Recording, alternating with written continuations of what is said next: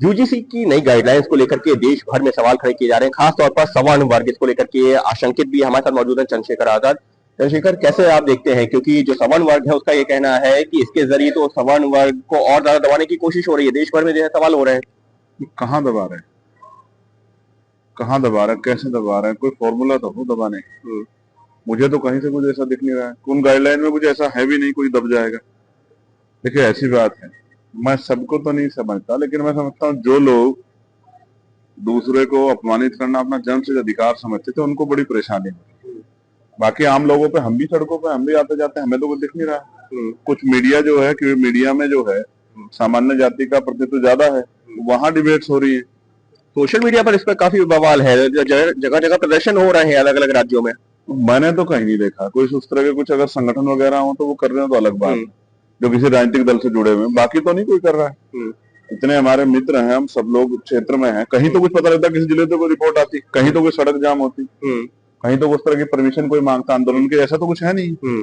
तो फिर पहली बात ये है कि ऐसा हुआ क्या है जिसमें ऐसा लग रहा है कि भाई आपको नुकसान हो जाएगा? कहाँ कोई गाइडलाइन बनी है? 2012 की ऑलरेडी गाइडलाइन है, उस गाइडलाइन में ऐसा क्या है? भाई कहीं भी अगर कोई क्राइम होगा तो उसकी वो रिपोर्टिंग तो होगा ही, उसकी जांच तो होगी। तो ऐसा तो है नहीं कि पहले दिन सजा हो जा रही है आपको। ठीक है, तो मुझे तो कहीं से कहीं तो कुछ ऐसा दिखाई नहीं दे रहा। मुझे तो ऐसा लग रहा है कि जो दूसरे मुद्दे चल रहे हैं, दूसरे मुद्दे जो चल रहे हैं उनको जो है इसकी आड़ में जो है छिपाने का, जिस तरह से शंकराचार्य जी का अपमान हुआ है, उन विषयों को शायद छिपाने की जो है कोशिश की जा रही है, उनसे ध्यान हटाने की कोशिश की जा रही है कुछ संगठनों के द्वारा। सरकार, उत्तर प्रदेश सरकार शायद इसमें शामिल हो सकती है, अदरवाइज मुझे तो कहीं कुछ ऐसा दिखाई नहीं दे। लेकिन कहा जा रहा है जो सवर्ण वर्ग है उसके जो छात्र है खासतौर पर, उनका ये कहना है कि कोई भी हमारे खिलाफ कोई भी शिकायत कर देगा, प्रूफ हम ही को करना है कि हमारे खिलाफ लगाए गए आरोप गलत है। मतलब जो शिकायत कर रहा है उसको तो जो है कुछ देना ही नहीं है। प्रूफ कहाँ है? अच्छा, शिकायत मतलब किस, ये बिना लॉजिक की बात आप कर रहे हो। कोई शिकायत करता है, शिकायत में अपने प्रूफ ही तो देगा वो। नहीं, इसमें अगर आपने शिकायत भी कर दी तब भी जो है क्या हो जाएगा? आपको आपके खिलाफ अगर शिकायत हुई है तो आपको प्रूफ करना पड़ेगा कि आरोप गलत है। मेरी बात, मैं सच बता रहा हूँ, 90% लोगों ने यूजीसी की गाइडलाइन पढ़ी नहीं। सिर्फ SC/ST के लोगों के लिए, ओबीसी की बात कर रहा हूँ। नहीं, और सुनो, महिलाएं, दिव्यांग, EBC है, EBC में कौन आते हैं? तो फिर तो क्यों रो रहे हैं भाई? कुछ समझता है तो पढ़ तो लो भैया। आपके जो नेता आपको सड़कों पर उतारने की कोशिश कर रहे हैं या आपसे इस तरह के स्टेटमेंट दिलवा रहे हैं सरकार पर दबाव बनाने के लिए, तो मैं आपसे आग्रह कर रहा हूं एक बार पढ़ तो लो। EBC में कौन है? महिलाओं में कौन है? दिव्यांगों में कौन है? स्पेशली कोई जातियां हैं क्या? SC/ST के साथ तो डिस्क्रिमिनेशन आपको पता होता नहीं है क्या? तो कैसे मामले बढ़ गए? एक बार सुने, कैसे मामले बढ़ गए? कैसे मामले बढ़ गए? आप मुझे 10 मामले बता दो जो स्वर्ण जाति के बच्चों के साथ कास्ट बेस्ड उत्पीड़न के आज तक यूनिवर्सिटी में। आप बता दो, आपने रिपोर्टिंग किया पत्रकार? मैं जो आपसे कह रहा हूँ, आप कह रहे हैं कि यूजीसी की गाइडलाइन सही है? 118% की वृद्धि नहीं, कुछ भी नहीं है गाइडलाइन में। तो मतलब लागू होनी चाहिए आप कह रहे हैं?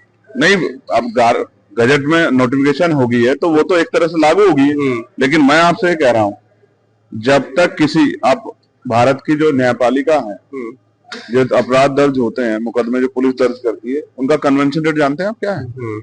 आप ये महसूस कीजिए, सीबीआई की जो वो है FIR में जो कन्वेंशन रेट है ना, वो लगभग 75% है, यानी कि 25% मुकदमे झूठे होते हैं। इतने जो मुकदमे जिनको अदालत बरी करती है लोगों को, तो पुलिस झूठे लिखते, पुलिस के खिलाफ कार्रवाई करो, हिम्मत तो दिखाओ। हम तो कहते हैं मैदान में, कह रहे हैं कि एज इट इज लागू होना चाहिए। नहीं, अभी कुछ भी नहीं है उसमें, अभी तो उसमें कार्रवाई होनी चाहिए।